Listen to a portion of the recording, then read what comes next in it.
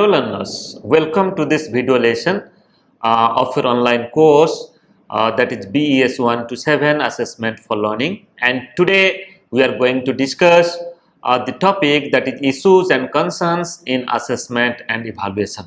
So before our discussion, let me to introduce Dr. Niradhar, faculty member, School of Education, Indira Gandhi National Open University. Welcome you all to this video lesson. Let us go forward to know about that this video is included in which weekend module. You see, so far as your modular approach of this online course is concerned, presently we are in the 4th week and 4th module. In 4th module, the title of this module is Issues, Concerns and Trends in Assessment and Evaluation. And in this module, 2 video lessons are included. First is Issues and Concerns in Assessment and Evaluation, and the second video lesson is Recent Trends in Assessment and Evaluation. So friends, basically in this module you will find that the difficulties that the students and the teachers face so far as assessment practices is concerned, preparing test is concerned, and evaluating the performance of the learners are concerned. That is also for the overall, or you can say for the total development of the learner's personality is concerned. That includes both scholastic as well as post-scholastic abilities. So many a time you will find that we face many issues, we have many concerns, we have many difficulties to address the issues of examination, to address the issues of assessment. So here in this module we will discuss about what are the different issues that create a type of obstacle, create a type of trouble, create a type of difficulties in assessing learners' performance so far as their scholastic and post-scholastic abilities are concerned. And at the same time, our focus will be also upon what are the new trends and new innovations in the field of assessment that can be used for authentic and for contextual assessment, or you can say proper assessment or the quality assessment of the learners. So friends, now let us focus upon our first video lesson, that is issues and concerns in assessment and evaluation. Let us go forward.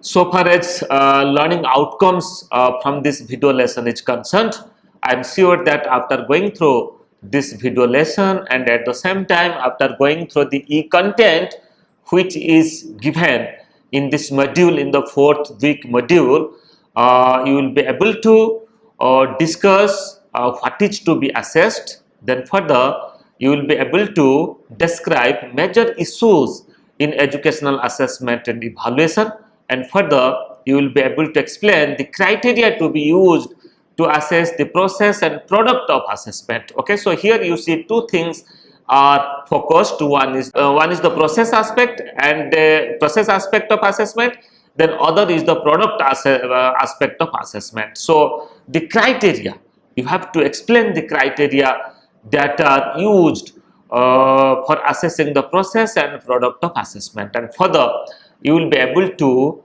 discuss who will apply the assessment criteria and determine marks or grade. And further, after going through this video lesson, you will be able to explain how will the scores or grades be interpreted, the scores or grades that you have received.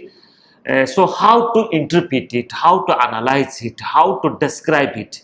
So far you can just prepare a progress report for the learner.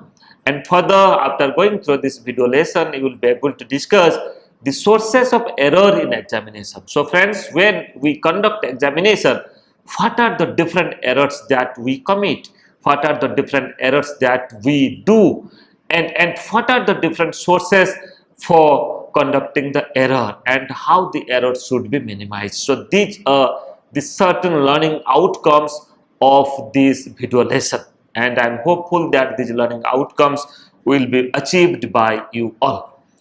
So now let us focus upon the major issues in assessment and evaluation. So what are the major issues? First of all, the first issue is making assessment and evaluation child-centered.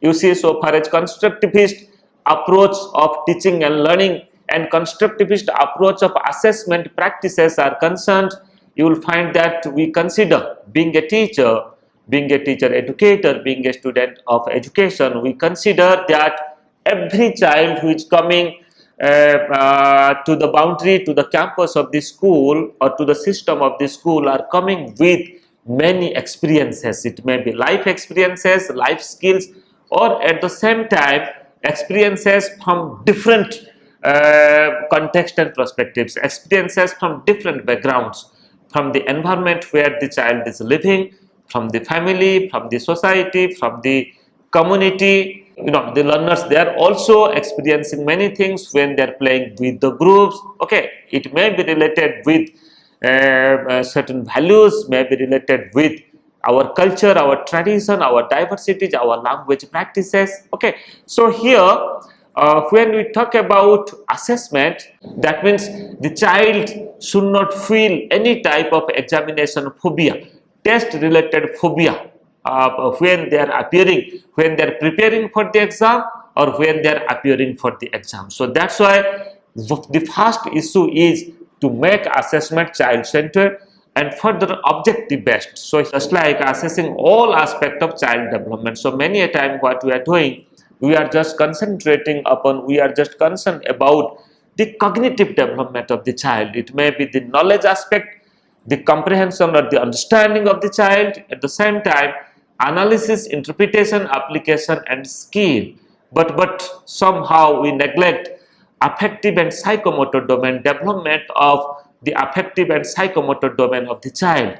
So that's why when we talk about the issues in assessment and evaluation, being a teacher, what you have to do, you have to include the items, you have to prepare the test taking questions from all these three areas, all these three domains of development, that is cognitive domain, affective domain and psychomotor domain. And further, the other issue in assessment and evaluation, that is integrating assessment in the process of teaching and learning. So how to integrate it? So friends, as per constructivist approach of teaching and learning process is concerned, this is considered that assessment is included, or inclusiveness of assessment in the practice of teaching and learning. It means when there is teaching learning process, then definitely assessment is a part of it. It is an integrated part of teaching and learning process.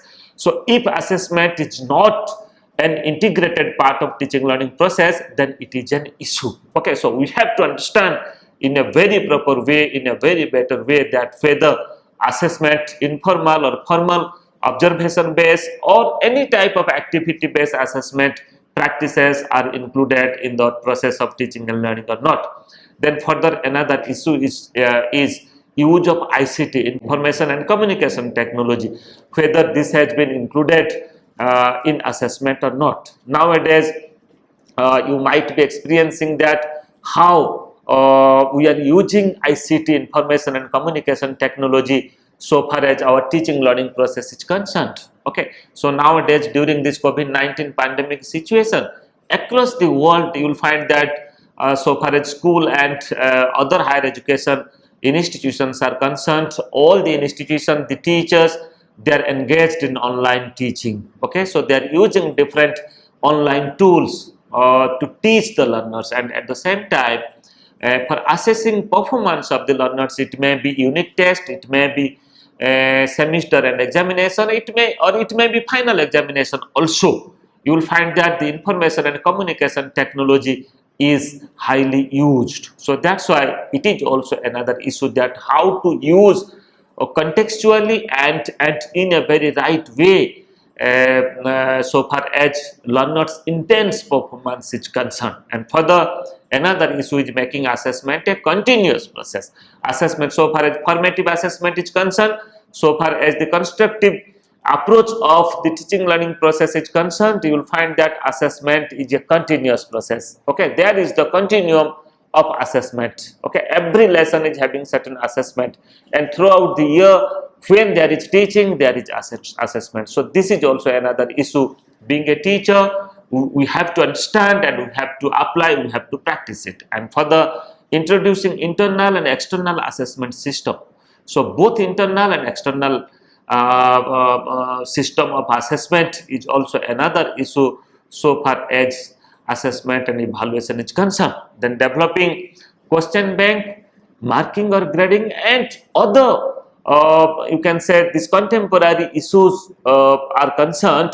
You will find that we have discussed it in this module, and our major focus is to understand the issues and to find out the solution of these issues. And further, so far as what we will assess, of the students. So here, what is to be assessed, to address the question of what is to be addressed, we can say that there are three aspects of assessment. One is the input, and other is the process, and the third aspect is the output. But you will say, so far as our traditional teaching learning process is concerned, our major focus is upon output. Okay, so that means we do it by using a type of you can say a summative types of assessment, or you can say a type of term end examination or semester end examination, but somehow we neglect the input and process aspect of assessment. Input means what are the different data, different information, different experiences the teacher has given to the learners. Okay, what are the different activities the teacher has demonstrated, teacher has practiced in the school, means how the resources or how the learning has been input to the learners, learning has been given to the learners with the theoretical, at the same time hands-on activities and practical things are given to the learners, and how learners they have developed their own ideas, they have developed their own learning. Okay, so that's why this is called as the process aspect, how learning takes place, the pedagogy of learning. At the same time, when learning takes place, you will find that assessment plays a very role in it, very important role in it. Assessment helps for the enhancement learning of the learner. That means when you engage learners in peer assessment, in group assessment, you will find that the learners are engaged to assess performance of other students, and many a time in self-assessment they also engage themselves for assessing their own performance. So this is the process of assessment, and during the process of self-assessment or peer assessment, you will find that the learner will learn many things, they can enhance their learning. So far as the issues and concerns are concerned in this module, you will find that not only output is given importance, rather with output the input aspect and process aspect of learning and assessment are also given equal importance. And further, to understand about criteria to be used assess the process and product, we can use the criteria just like in the present assessment and evaluation system. The criteria is decided by the teachers or the certifying agency. So what criteria to be issued, what level of development of the learners will be issued, so who decides it? So first of all, teacher decides it, but at the same time the certifying agencies, it may be CBSE or it may be university, that define the criteria. But this is not it is a practice, but it may not be a right approach, because here we are not involving the learners. But here you see criteria for the assessment can be determined by the teachers, students, or through consultation between the two. So that means in consultation with teacher and students, criteria should be decided. And further to understand about the criteria, we can say that any effective evaluation system must include specific, objective, and description of the performance criteria such as ability in language acquisition, skill of analyzing and comprehending mathematics and other concepts, then description of life skill, etc.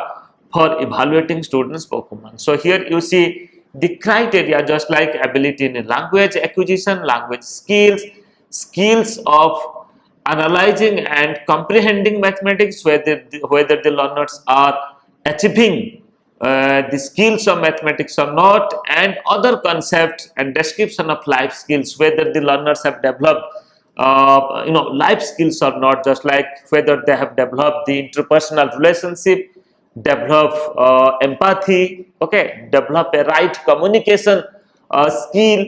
So all such things, all such criteria should be decided in consultation with the teacher and the students. And for the intervariability of marks and grades among the evaluator in assessing answer scripts needs to be addressed. So this is also another issue that should be addressed, intervariability of marks and grades. So I have already said that a same answer script, if you distribute it to different examiner, you will find that you will get a huge difference among the scoring of the evaluator. Some are giving a very low grade or a lower percentage. At the same time, on the same answer script, another evaluator, another examiner is giving a high grade.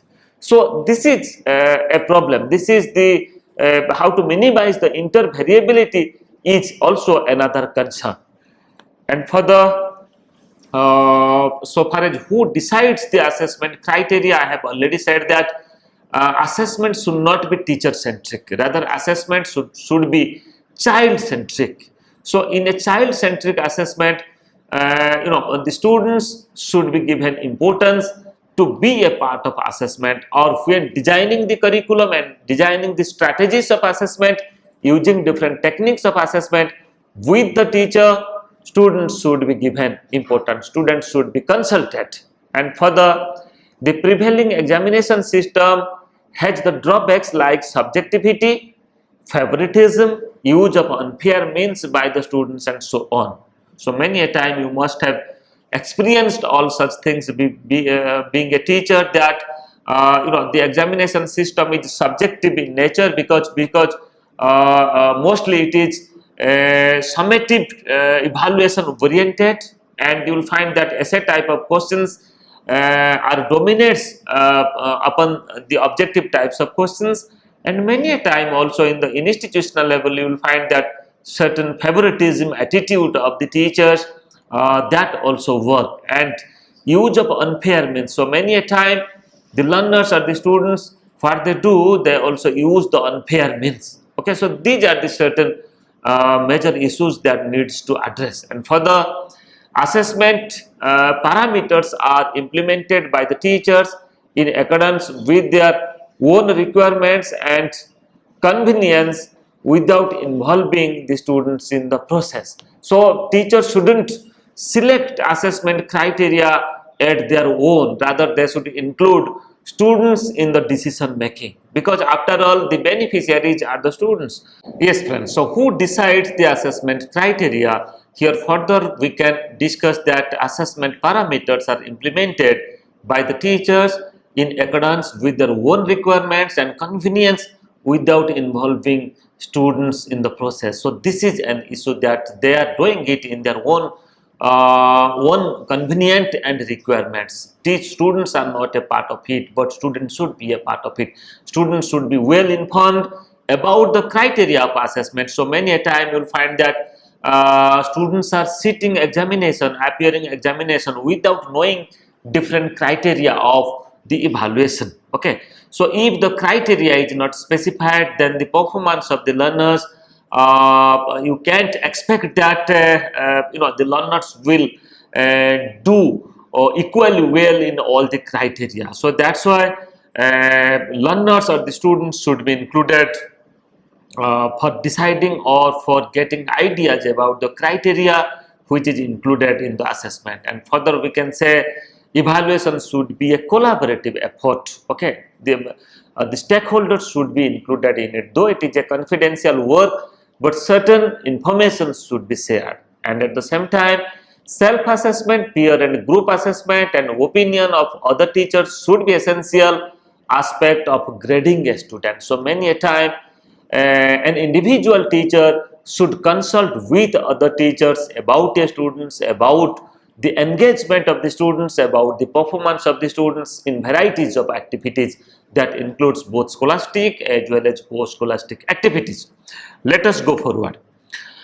And for the how to interpret this scores or the grades, so here you see on your screen, now it is visible, This is as per the you can say CBSE pattern of Central Board of Secondary Education pattern of evaluation.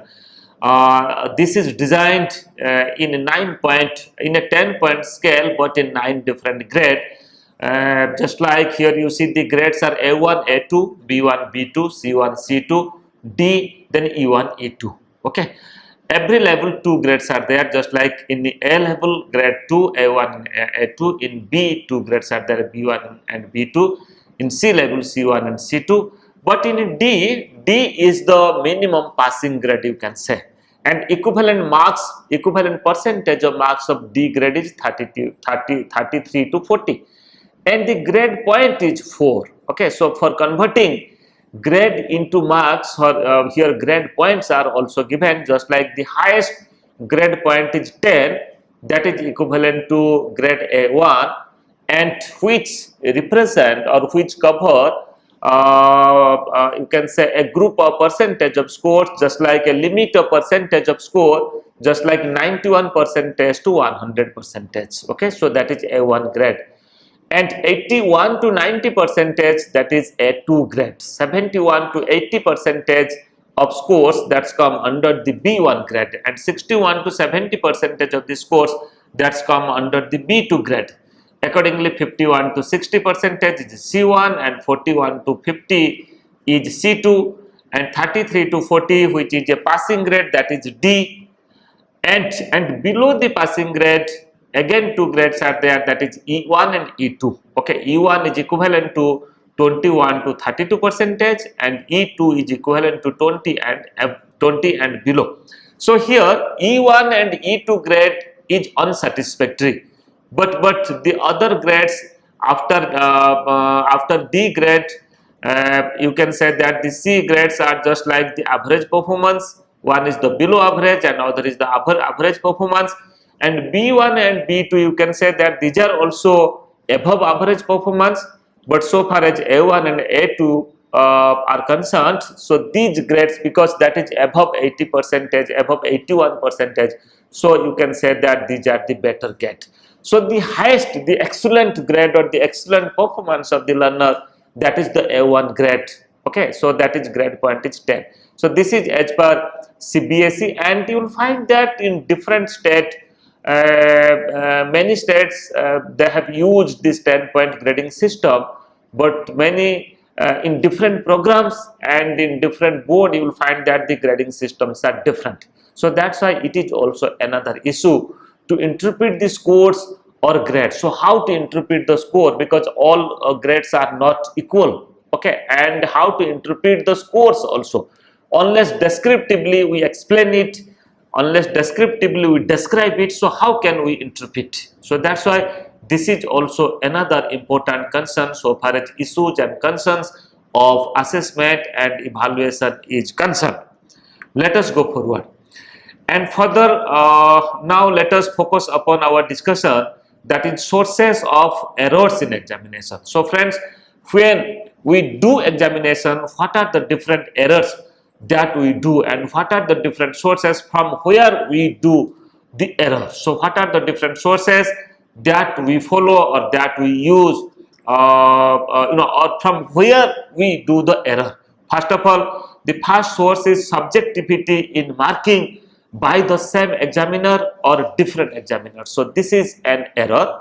As I have already said, that if you will give an essay examination script to one examiner, and after few days if you will give the same answer script to the same examiner, you will find that there will be the variations in scoring, intervariability is there, and the same thing also, if the same script you will give to different examiner, you will find that a huge gap of scoring you will get. So that is called as subjectivity in marking. So why subjectivity in marking? So what precautions we will take so that we can just minimize this subjectivity and we can develop objectivity so far as scoring is concerned. Okay, so we can do it by carefully phrasing, we can do it by, you can say, developing questions, developing question, keeping in consideration from different level of development, different domain of development of the learners. Okay, and if we specify the questions, and further another source is biased selection of topics for asking questions. So many a time you will find that this is another important error, that you will find that teacher many a time select questions to take an interview, to ask students in a very biased way, in a very partiality manner. Okay, so there you see many content are there, or many topic is included in a course, but you will find that teacher is not covering all the content or all the topic. Teacher is selecting few topics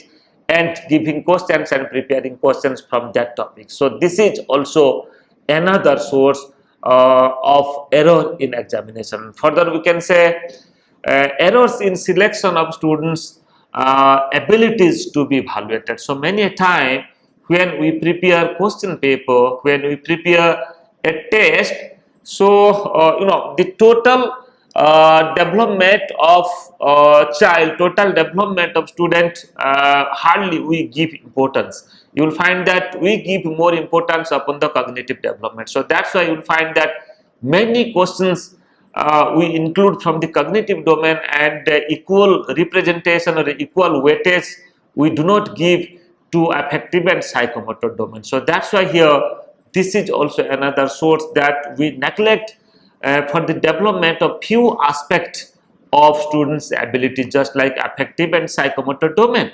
So that's why this is also another source of error in examination. And further errors due to arbitrary time limits in examination. So many a time you will find that if the examination is being conducted in different institutions, you will find that one institution is giving 2 hours of time, at the same time other institution is giving more than 2 hours of time, or many institutions they are doing it less than 2 hours of time.